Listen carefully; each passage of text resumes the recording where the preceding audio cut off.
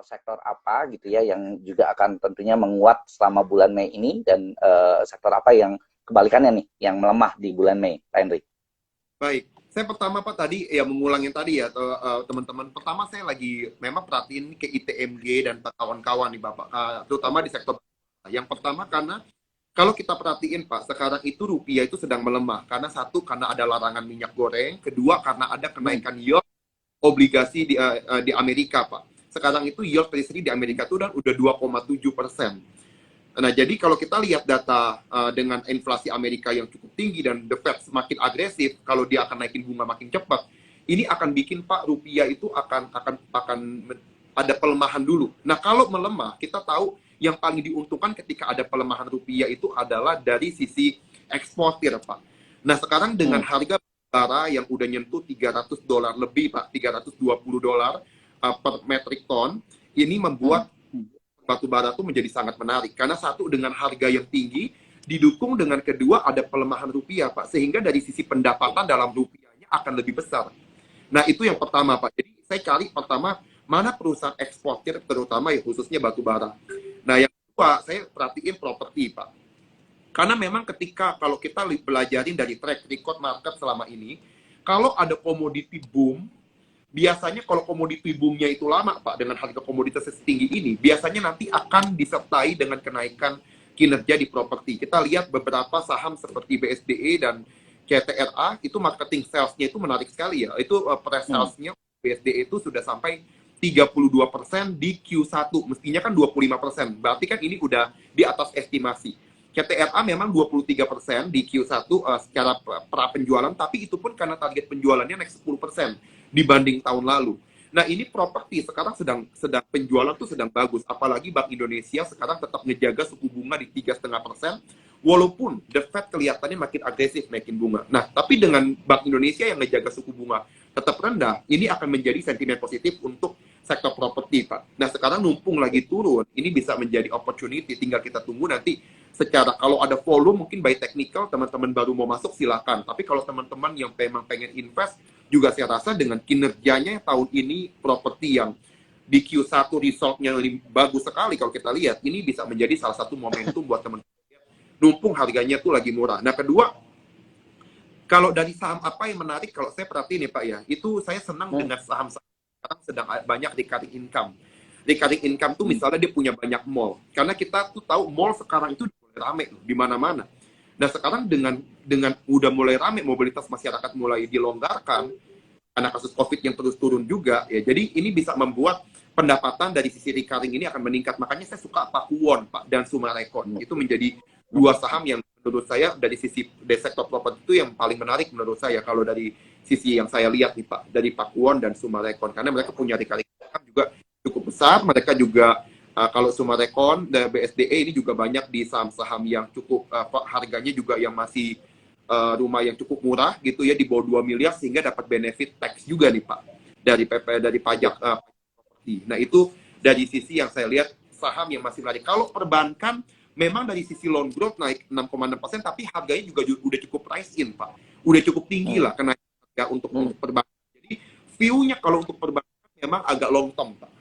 Memang masih menarik, tapi untuk long term. Jadi itu yang bisa mungkin jadi perhatian buat teman-teman bisa perhatiin nih, untuk bulan Mei nanti. Oke, baik. Tadi terkait dengan sektor batu bara, kemudian juga komoditi kan juga sebenarnya menarik nih ya. Apa sektor energi ya dari year to date ini mengalami penguatan yang paling tinggi ya, Pak Henry. Tapi Pak Henry lebih cenderung ke sektor batu bara.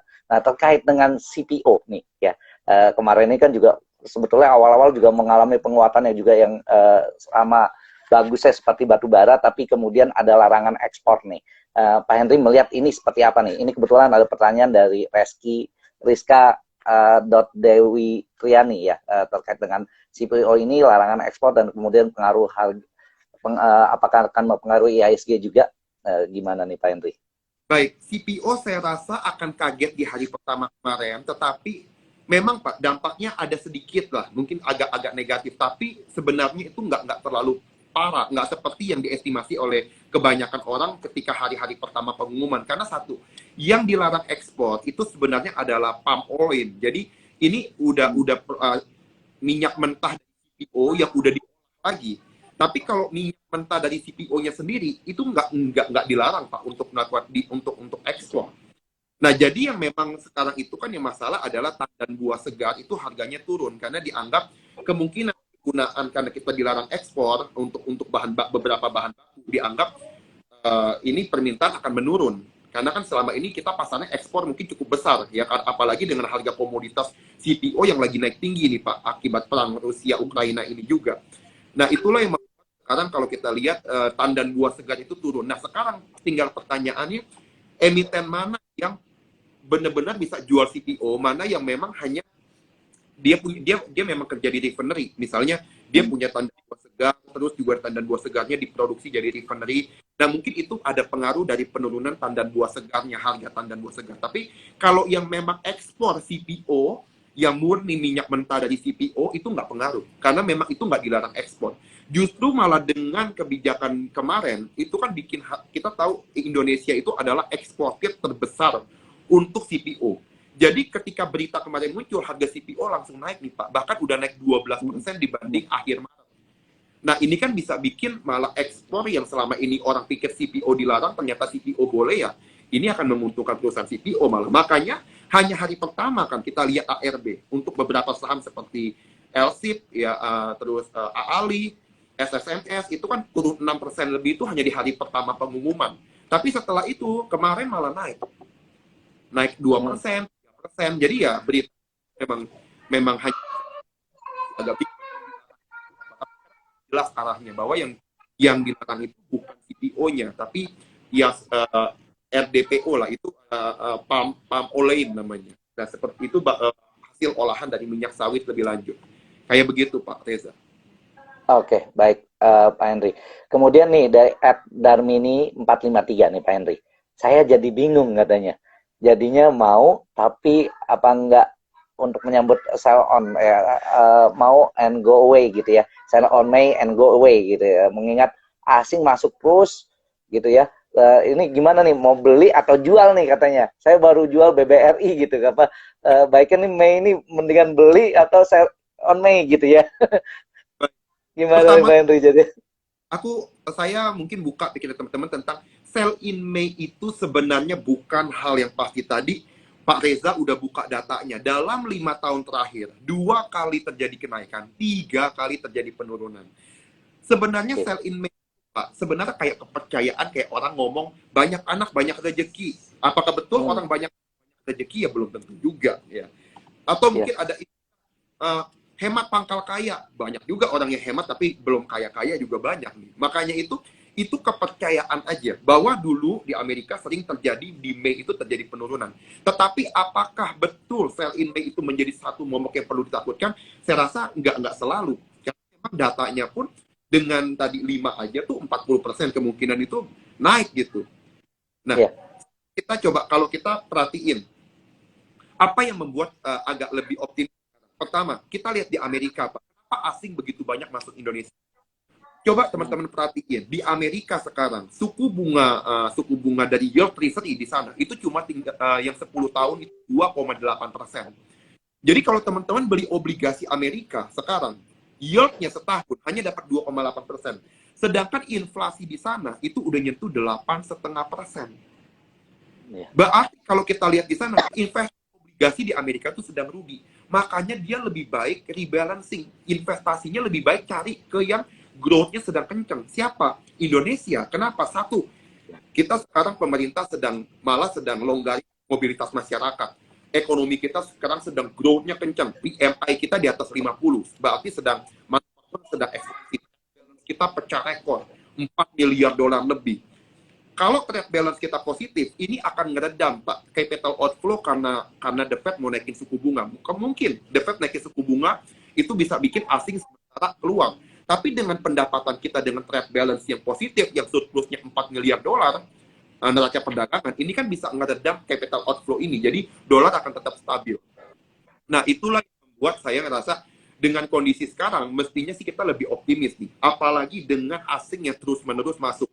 Nah, jadi sell in May itu nggak perlu teman-teman menjadi satu kayak kepercayaan bahwa pasti turun gitu. Ya, karena ya. kondisinya berbeda setiap tahun. Seperti itu Pak Reza.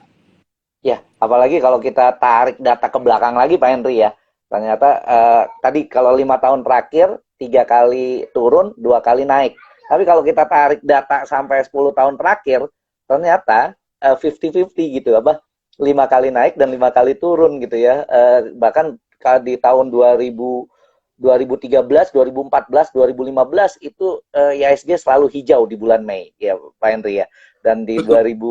2015 itu bahkan menguatnya sampai 2,55%. Jadi bukan berarti kalau di sell in May berarti di bulan Mei memang kita harus sell gitu ya. Padahal sebetulnya juga ada peluang juga, apalagi dengan kondisi-kondisi kayak sekarang ini, banyak faktor memang yang sangat positif gitu ya Pak Henry ya.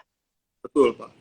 Ya, dan kemudian kalau kita lihat nih Pak Henry, terkait dengan pandemi COVID-19 gitu ya, pandemi gitu ya, di kita ya, saya kan udah menuju ke endemi nih, dan kemudian tadi kita cerita terkait dengan bahwa di jalan-jalan udah mulai ramai gitu ya, bahkan udah ramainya udah seperti sebelum pandemi bahkan lebih gitu ya, dan mal-mal juga udah mulai ramai. Tapi kalau kita lihat juga China justru terjadi lonjakan nih COVID-19, Pak Henry ya. Ada lonjakan COVID-19 di China dan ini juga menyebabkan juga ada lockdown juga di Shanghai gitu ya. Lockdown di Shanghai dan ini tentu akan berakibat terhadap permintaan ya batu bara juga mungkin ya.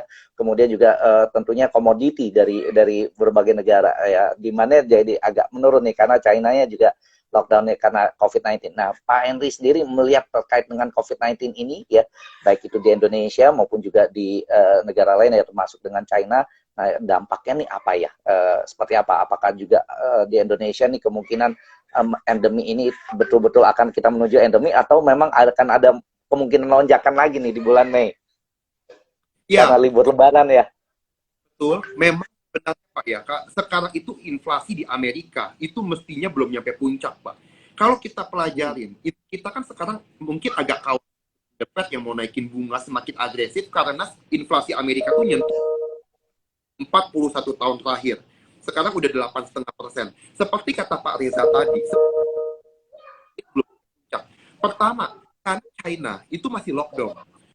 China seandainya ngebuka satu-satu COVID-nya terkendali, permintaan batu bara dan minyak naik, ini bisa bikin inflation bisa makin tinggi di Amerika. Karena sekarang China ini masih lockdown. Jadi itu aja pun inflasi udah 8,5%. Belum lagi sekarang memanasnya kondisi Rusia dengan negara-negara Barat ya, terutama Eropa, Amerika dan Jepang dan kawan-kawan. Ini semakin panas sekarang. Kita coba lihat kemarin bahwa dari Rusia itu bikin list ada negara yang tidak bersahabat. Di dalam list ini, semua negara yang tidak bersahabat harus beli nanti gas dan minyak itu pakai rubel. Nah, sekarang pertanyaannya, mereka kalau mau dapat rubel, bagaimana caranya? Ya, mereka harus buka mungkin hukuman untuk beberapa bank. Ini mungkin ya, Rusia harus dibuka lagi. Tapi yang jadi perhatian kita adalah sekarang ini kita bisa lihat Pak, antara minyak sama emas ini kemungkinan itu bisa menjadi sesuatu yang bisa. Pertama tadi yang lockdown di China itu belum dibuka. Kalau ini bisa ngerek inflasi lebih tinggi karena permintaan minyak dan batu bara naik. Yang kedua, kalau di Rusia kekeh akhirnya harus misalnya Eropa beli minyak dan gas Rusia harus pakai rubel, ini kan sekarang itu rubel tuh dipegging Pak, dipegging itu pakai emas. Pokoknya setiap 1 gram emas itu dipegging dengan 5.000 rubel.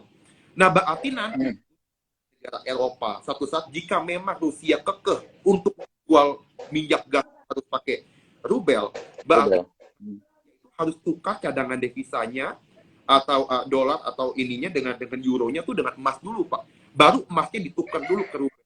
Baru bisa beli minyak gasnya Rusia. Nah, kalau nanti dia ternyata beli emas untuk bisa beli rubelnya, ini emas bisa naik tinggi nih Pak. Nah, itu hal yang bisa terperhatiin. Dan kedua, ketiga nih Pak, yang ketiga, faktor ketiga adalah kalau kita pelajari di 1 April kemarin itu ada satu di Amerika itu yield curve. Yield curve ini adalah selisih antara yield obligasi jangka pendek. Pak, dalam kondisi yield obligasi jangka panjang itu mestinya kan lebih gede daripada obligasi jangka pendek Pak ya. Misalnya yang 2 tahun sama 10 tahun. Tentu bunganya atau return yang 10 tahun mestinya lebih gede daripada yang 2 tahun, Pak. Nah, tetapi terjadi tanggal 1 April, yang sekarang yield-nya lebih tinggi daripada yang obligasi jangka panjang. Di Amerika dipercaya, biasanya dalam 8 kali kejadian dalam 100 tahun terakhir, ketika itu negatif, yield curve-nya inverted, itu 6 kalinya terjadi resesi, Pak, dalam waktu sekitar rata-rata 8 bulan kemudian. Nah, ini dari mana sumbernya? Biasanya, Pak, kalau sampai ada ketakutan market, itu biasanya emas yang bakal naik. Nah, karena itu, emas itu biasanya setiap kali terjadi inverted yield, itu teman-teman pelajarin, emas itu bisa naik 30-40% dalam sejarah selama ini. Tetapi sekarang, emas itu paling lagging. Batu bara udah naik tinggi, CPO udah naik tinggi, tapi emas belum naik tinggi. Udah tadi saya bilang, emas mestinya orang pakai buat beli rubel, nanti rubelnya buat beli minyak gas Rusia, ini bisa bikin permintaan emas itu melonjak. Kedua, sekarang sampai China membuka lockdown-nya, tiba-tiba harga gas dan batu bara naik lagi dan bikin inflasi lebih tinggi. Kita tahu salah satu aset yang bisa melindungi investasi kita dari inflasi itu adalah emas. Ini emas itu kan have the inflation, nilainya tuh naiknya lebih tinggi dari inflation selama ini. Jadi emas itu menjadi salah satu yang bisa teman-teman perhatiin ketika kondisi kasus COVID sekarang ini sedang tinggi di China, Pak, kalau saya lihat.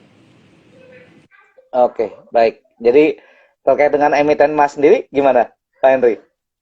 Iya, kalau emas tentu ada beberapa saham ya, terutama kita bisa lihat Antam, terus juga BRMS, ya, ACI dan MDKA, itu mungkin salah 4 saham yang teman-teman bisa nanti by technical. Nanti teman-teman mau ikutin update-nya, silakan nanti buka akun aja di Sukor, di form.sukorsecurities.com. Nanti di situ nanti teman-teman akan grup Telegram kita, Pak. Kita akan update ketika ada flow yang gede ke emas dan memang emas ada sentimen yang sangat menarik, nanti kita akan langsung update ke teman-teman. Nah, sekarang kan harga emas ini masih lagging nih, Pak. Nah, ini yang kita tunggu-tunggu nih. Nah, sekarang ini kalau kita pelajari, Pak, ini Rusia ini sedang ngasih waktu buat Eropa adjustment. Supaya kemarin sih saya baca terakhir waktu sebulan untuk adjustment, apakah jadi nggak aturan pembayaran menggunakan rubel ini? Kalau jadi sih, dan rubel dipegging ke atas, kemungkinan emas bakal naik, Pak. Kecuali Eropanya nolak beli minyak gas hanya Rusia nih ditolak, dia nggak mau beli minyak gasnya Rusia. Tapi kalau ditolak, minyak gas bakal naik tinggi karena terjadi. Nah, itu doang, makanya saya tadi bilang antara dua nih, Pak, antara emas atau minyak gas yang akan naik tinggi. Nah, ini ada 2 skenario yang mungkin terjadi. Nah, kayak gitu, Pak, kalau yang saya lihat dari kondisi yang sekarang sedang terjadi. Oke, baik, Pak Henry. Kemudian terkait ini inflasi ya. Kalau kita ketahui bahwa di Amerika inflasi juga udah tinggi banget gitu kan, sehingga juga menyebabkan juga The Fed menaikkan tingkat suku bunga. Kemudian juga kalau kita lihat juga di Turki bahkan juga all time high gitu ya inflasinya di sana gitu kan. Kemudian juga di berbagai negara inflasi udah mulai tinggi terkait juga dengan kenaikan harga-harga komoditi ya, terkait dengan harga-harga komoditi karena juga Rusia dengan Ukraina itu. Nah, di Indonesia sendiri gitu kan, tentu ini juga akan memicu dari kenaikan harga BBM ya. Kemarin Pertamax juga sudah dinaikkan oleh pemerintah. Nah, ini tentu juga dapat memicu terhadap inflasi ya, terhadap inflasi di Indonesia, dan kemudian juga bisa jadi juga kemungkinan BI juga menaikkan tingkat suku bunga, meskipun saat ini juga masih tetap ditahan gitu ya. Kemarin BI 7 days repo rate-nya masih ditahan di 3,5%. Nah, kemungkinan di bulan Mei apakah juga BI akan menaikkan tingkat suku bunga, apalagi memang terkait dengan Lebaran ya, puasa Lebaran itu kan juga tentu inflasinya biasanya juga agak naik gitu ya, naik apalagi ini ada libur gitu ya, cuti bersama, kemungkinan juga akan meningkat inflasi. Nah, apakah inflasi akan terjadi gitu ya lebih tinggi lagi, dan kemudian juga BI juga akan meningkatkan tingkat suku bunganya, Pak Henry? Baik, pertama, Pak, memang kalau kita indikator-indikator untuk naikin suku bunga ini kan sebenarnya kita lihat pertama target Bank Indonesia dulu. Target Bank Indonesia itu inflation itu 3% plus minus 1%. Jadi mungkin range 2-4%. Kalau inflation inti kita belum nyampe 4%, memang ada tanda-tanda Bank Indonesia mungkin saja menjaga suku bunganya di level sekarang, Pak. Apalagi dengan trade kita yang surplus besar sekali, ini membuat rupiah itu mestinya jauh lebih stabil. Kecuali kalau misalnya ada capital outflow yang keluar, tiba-tiba foreign net sell terus di obligasi tiba-tiba rupiah melemah terus misalnya ke 14.800, 14.900, mungkin Pak Bank Indonesia akan segera naikin suku bunga. Nah, jadi indikator tadi trade balance dan kita lihat inflation kita yang belum nyentuh 4%, inilah yang kita berpikir untuk menjaga dulu minimal untuk mensupport ekonomi sekarang. Nah, tapi masalahnya Pak, sekarang itu kalau kita lihat dari yield treasury di Amerika yang 2 tahun, itu yield di Amerika itu sudah naik sekitar 2,3 sampai 2,4% dibanding 240 basis poin. Nah, kalau kita lihat dengan kenaikan ini kan bikin Pak yield treasury, yield obligasi kita juga naik. Sekarang tuh yield obligasi kita tuh yang jangka menengah itu udah 7%. Jadi kalau kita lihat dengan ini, ada kemungkinan Pak bahwa kalau sampai suku bunga The Fed naik 50 basis poin, saya rasa kemungkinan besar Bank Indonesia akan ngikutin. Okay. Karena kalau nggak diikutin, ke market akan dalam jangka pendek akan kurang bagus Pak. Kita lihatlah 2 bulan terakhir kemarin, dari bulan Maret dan April, ketika Bank Indonesia nahan suku bunga, hari itu ISG langsung merah Pak. Alasannya adalah karena ketika dijaga suku bunga oleh Bank Indonesia, sedangkan The Fed naikin suku bunga, yield Amerika kan naik, sedangkan di Indonesia ditahan. Jadi akan ada net sell Pak di sini. Akan ada aksi jual karena di sana dianggap lebih menarik. Kan biasanya spread antara Amerika dengan Indonesia itu rata-rata ya, itu 5%-an lah, 4-5%. Kalau sampai Amerikanya ini naik, ini range-nya makin tinggi, tentu yang Indonesia harus ngikutin naik juga. Nah, itulah kenapa terjadi net sell mungkin di obligasi, net sell di saham dulu. Tetapi hanya jangka pendek. Karena memang kondisi ekonomi kita tadi yang saya ceritain, Pak, momentum story pertumbuhan ekonomi kita, story pemulihan ekonomi kita jauh lebih besar dari itu. Makanya kalau tadi yang kita cerita di awal, itulah yang bikin asing, walaupun Bank Indonesia suku bunga tetap aja net buy terus sampai hari ini. Betul. Jadi memang lagi menarik nih Pak Henry ya. Asing masuk terus gitu ya, saking percaya juga dengan ekonomi Indonesia, dan kemudian juga terkait dengan tentunya juga komoditi di Indonesia yang memang jadi andalan gitu ya di Indonesia. Nah kemudian Pak Henry, ini terkait dengan saham-saham sektor apa lagi sih? Tadi kan kita baru bahas terkait dengan katakanlah yang kemungkinan menguat di bulan Mei ini kan baru kemungkinan komoditi ya, tadi batu bara gitu ya. Kemudian tadi mungkin juga emas gitu kan. Kemudian habis itu juga properti. Tadi Pak Henry juga sudah sampaikan terkait dengan properti yang kemungkinan juga di bulan Mei juga akan menguat. Kemudian kalau untuk sektor-sektor lainnya seperti apa Pak Henry? Tadi teknologi, kita bicara terkait dengan teknologi yang tahun lalu juga ya to date mengalami penguatan paling besar, tapi tahun ini malah justru mengalami pelemahan. Dan Pak Henry juga bilang bahwa bebannya di sektor teknologi nih selama ini di dalam beberapa bulan terakhir ini. Nah, beban dari ISG ya. Kira-kira di bulan Mei ini gimana nih sektor teknologi nih, Pak Henry? Saya cukup bisa ngelihat mungkin akan ada turnaround story mungkin ya Pak ya, kemungkinan besar ini ketika The Fed udah naik. Sekarang ini kan semua itu ngekor ke Nasdaq ya, karena kita lihat Nasdaq jatuh kemarin, laporan keuangan di Amerika juga rilisnya kurang bagus, kayak Netflix segala itu kan jatuh sekali Pak ya, harga sahamnya Alphabet tuh minusnya sampai 6% kalau nggak salah. Betul, 30%, bahkan sempat ya turun sampai Netflix dalam satu hari itu pernah terjadi. Jadi kalau kita lihat kondisi di Amerika, ini membuat saham-saham teknologi di Indonesia juga kurang power, orang jadi kurang confident buat pegang.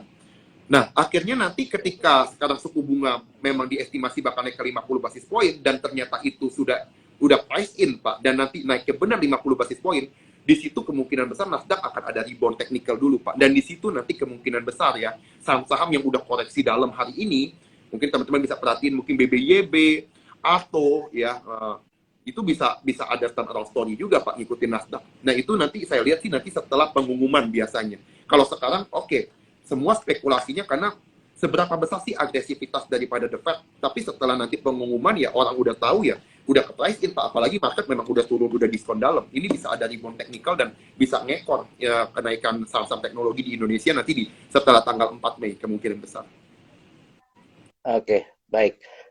Kemudian ini ada pertanyaan dari @lasni.abela ya.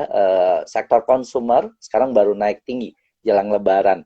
Sehabis Lebaran bagaimana Pak ya, untuk jelas dan sentimen apa aja yang terpengaruh? yang mempengaruhinya. Baik, kalau dari sisi konsumer, memang kan banyak jenis ya konsumer itu, ada yang rokok ya, ada yang makan, ada yang bisa juga kita bicara tentang poultry macam Hmm. yang produk olahan-olahan ini. Nah, jadi teman-teman kalau kita bicara tentang konsumsi, mestinya tahun ini akan jauh lebih positif ya, karena memang kalau kita lihat dengan satu indeks keyakinan konsumen kita tuh kemarin sempat pecah rekor tertinggi. Berarti kalau indeks keyakinan konsumen kita sudah positif, sudah di atas 100 lagi, dan apalagi pecah rekor indeksnya, ini kan berarti minat orang untuk belanja itu akan makin besar. Orang juga akan makin berani untuk belanja kredit segala. Jadi secara konsumtif ini akan ada peningkatan, apalagi dengan daya beli orang yang sedang meningkat, dengan recovery ekonomi yang sekarang sedang terjadi. Saya rasa untuk konsumsi peningkatan labanya akan cukup signifikan Pak di tahun ini. Cuma memang story dari recovery ekonomi itu harus agak view-nya jangka panjang Pak, karena memang itu cuma butuh waktu dari laporan keuangan yang keluar nanti. Kalau dari sisi sentimen kan jarang ya, untuk consumer good tuh jarang banget. Poultry misalnya kita ngomong, poultry sekarang walaupun harga ayam naik menjelang lebaran, tapi harga jagung juga naik tinggi. Jadi secara cost juga naik tinggi juga. Jadi memang imbang lah, nggak bisa kita bilang benar-benar positif banget kayak begitu Pak. Iya. Apalagi kemarin ada yang dibawa ke Elon Musk gitu ya, langsung naik harganya ya Pak Betul, Henry ya. betul. Iko ya yang langsung Iya, ditarik tuh. boy. Iya, iya, iya. Oke, Pak Henry. Kemudian terkait dengan apa sektor infrastruktur nih, apa konstruksi nih juga ada yang nanya ya terkait dengan konstruksi tadi ada yang nanya terkait dengan IKN nih, apa nah ini gimana nih Pak Henry nih?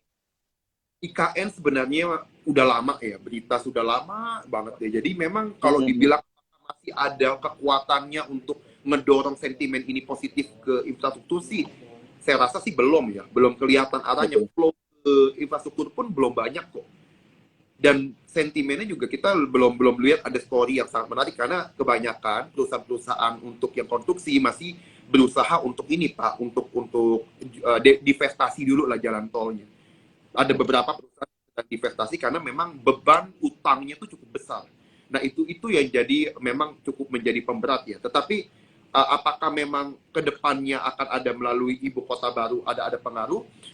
Memang sedikit akan ada pengaruh positif, tetapi memang kalau lihat dari sentimennya sih belum sampai kita bilang kuat sekali Pak untuk kita bisa bilang ini akan pengaruh yang sangat, turnaround story-nya sangat besar gitu. Jadi kalau saya sih untuk infrastruktur momennya belum saat ini Pak. Kita mesti nunggu lagi. Oke. Kemudian kalau untuk ke telekomunikasinya, Pak Henry gimana di bulan Kalau Mei ini? memang biasanya menjelang lebaran sih Pak, itu memang traffic tuh akan naik sekitar 10-15%. Tapi setelah lebaran biasanya normal lagi, ya kondisinya ya akan biasanya kemungkinan sih akan sideways lagi nih Pak. Ya. Oke, kemudian ada Oh, pertanyaan dari Ed. Gimana Pak kalau Henry? toweran saya malah mungkin masih Oh, ada Thailand. kayak tower dan kawan-kawannya. Karena memang sekarang ini dengan kita pandemi kemarin Pak, itu kan infrastruktur komunikasi itu sangat dibutuhkan Pak.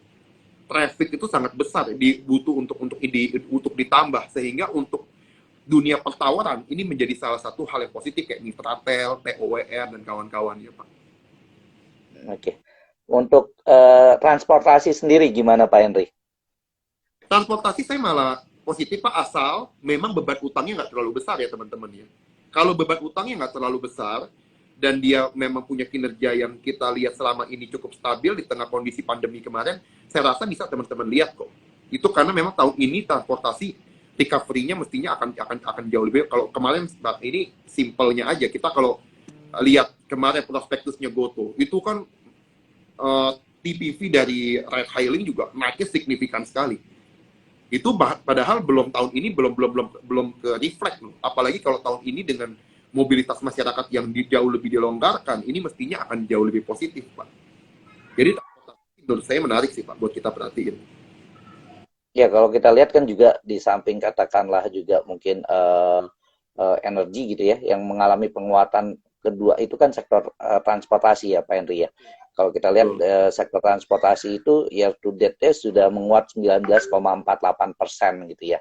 19,48%. Mungkin juga ada beberapa saham-saham sektor transportasi yang memang mengalami penguatan yang ini juga mungkin bisa jadi juga sebagai imbas dari kenaikan harga komoditi mungkin ya, seperti katakanlah juga saham-saham mungkin samudra dan lain sebagainya mungkin ya Pak Henry. Betul Pak.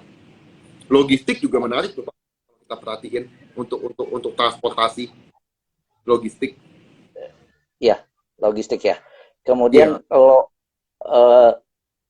logistik ya. Kemudian terkait dengan perbankan, tadi Pak Henry sebetulnya sudah menyentuh terkait dengan sektor perbankan ya. Perbankan, kemudian juga ada bank digital juga Pak Henry ya, bank digital. Nah, ini bank digital gimana nih Pak Henry?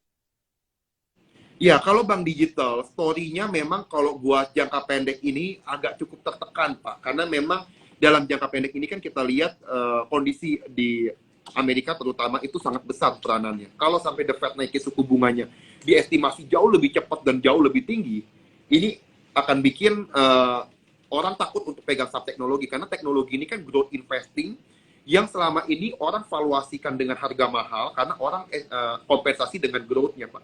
Tapi kalau suku bunga naik terus, sedangkan mereka misalnya perusahaan teknologi banyak yang masih bakar duit, sedangkan cost of fund akan naik karena suku bunga di Amerika bakal naik, itulah yang bikin teknologi di Amerika tuh saham teknologi jadi kurang menarik.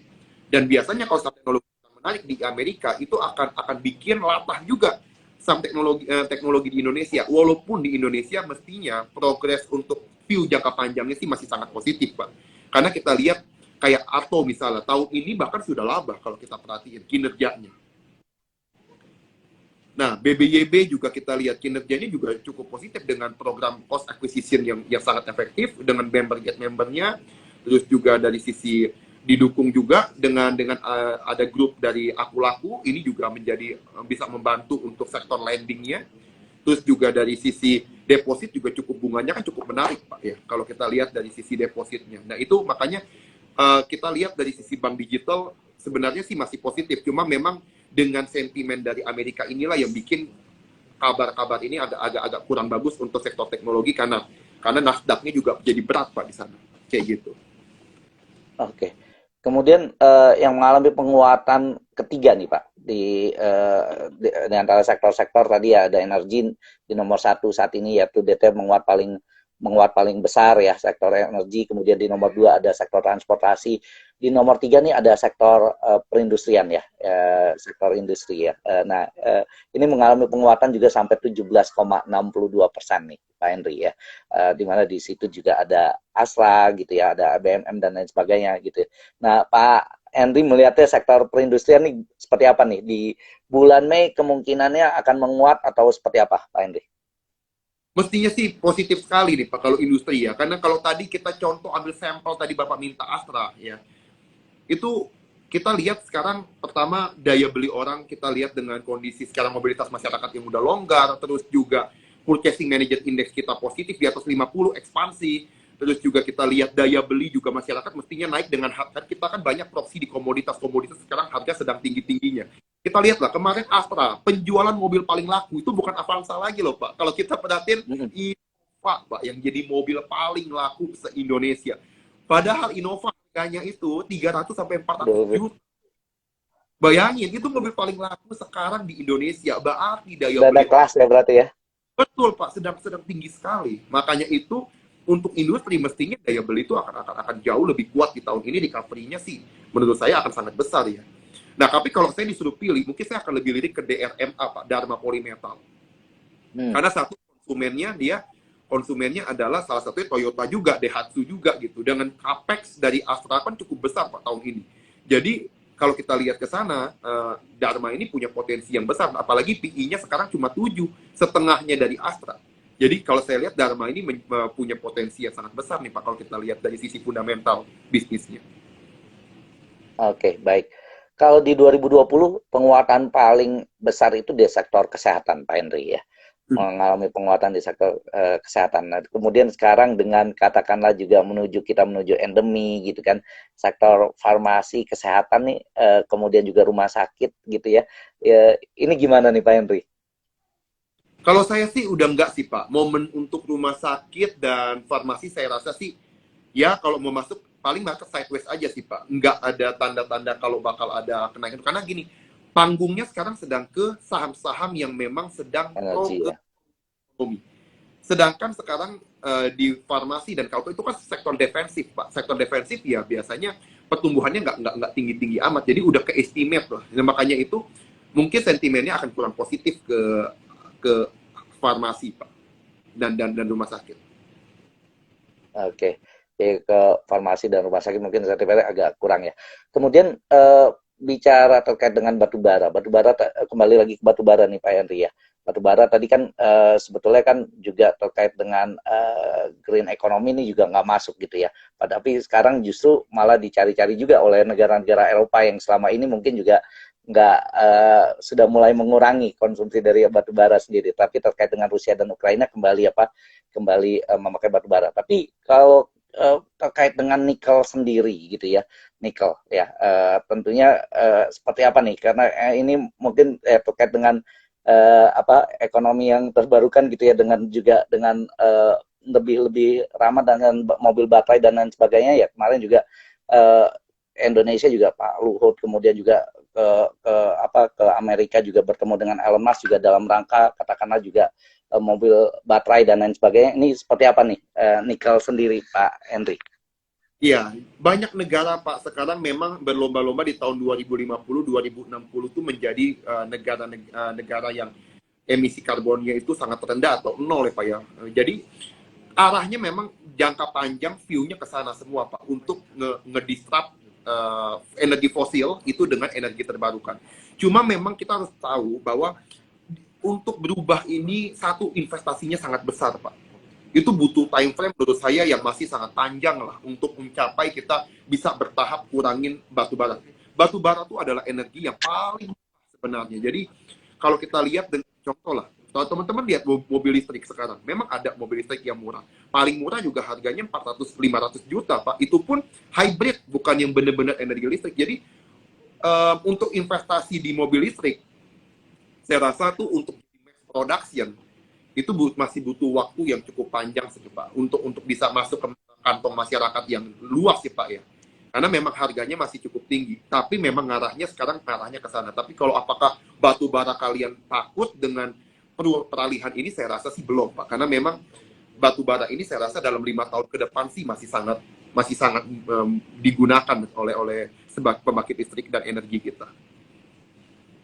Oke, baik. Jadi kan Pak Henry bilang bahwa di bulan Mei ini bulan Mei 2022 tetap optimis gitu ya, tetap optimis. Targetnya untuk IHSG sendiri di bulan Mei 2022 nih kalau dari Sukor sendiri kira-kira ke level berapa nih Pak Henry? Kita memang target itu di 7.300 sampai 7.400 Pak sebenarnya. Sampai 7.400 ya? Itu memang dari awal tahun kemarin, dari awal tahun lalu, kita itu akhir tahun 2022 itu memang di sekitar 7.300 sampai 7.400 lah. Nah itu dari view kita. Nah jadi memang masih arahnya ke sana nih Pak untuk di bulan Mei ini. Oke. Jadi arahnya ke sampai 7.400. Tapi kalau 7.400-nya sampai akhir tahun ya Pak Henry ya? Ya. Oke, baik. Kemudian tadi juga ada yang nanya terkait dengan saham-saham unggulan ini Pak Henry. Tapi tetap disclaimer on ya Pak Henry ya, tentunya ya. Keputusan jual dan beli ada di tangan masing-masing investor, ada di tangan Bapak Ibu semuanya. Ya. Kalau saya sih Pak ya, ini disclaimer sekali lagi teman-teman ya. Tapi saya pertama saya Dharma Politik pertama.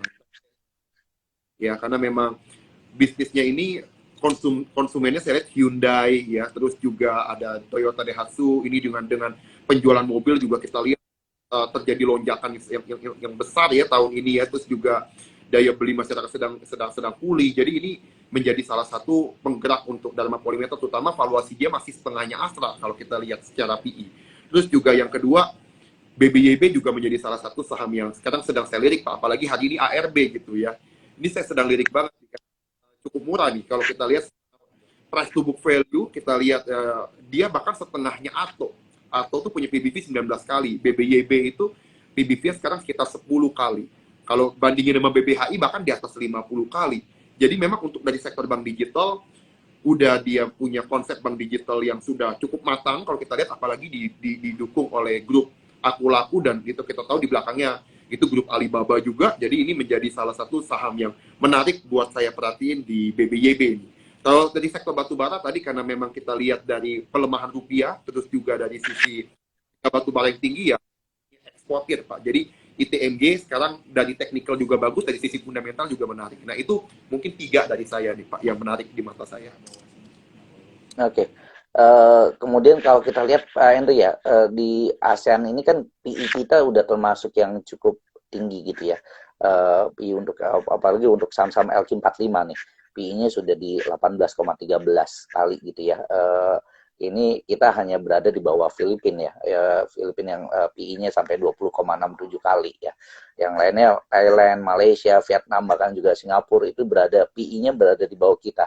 Artinya apakah saham-saham perusahaan-perusahaan di Indonesia ini sudah terlalu mahal gitu ya, atau memang masih ada ruang untuk katakanlah juga tetap masih mengalami penguatan ke depannya?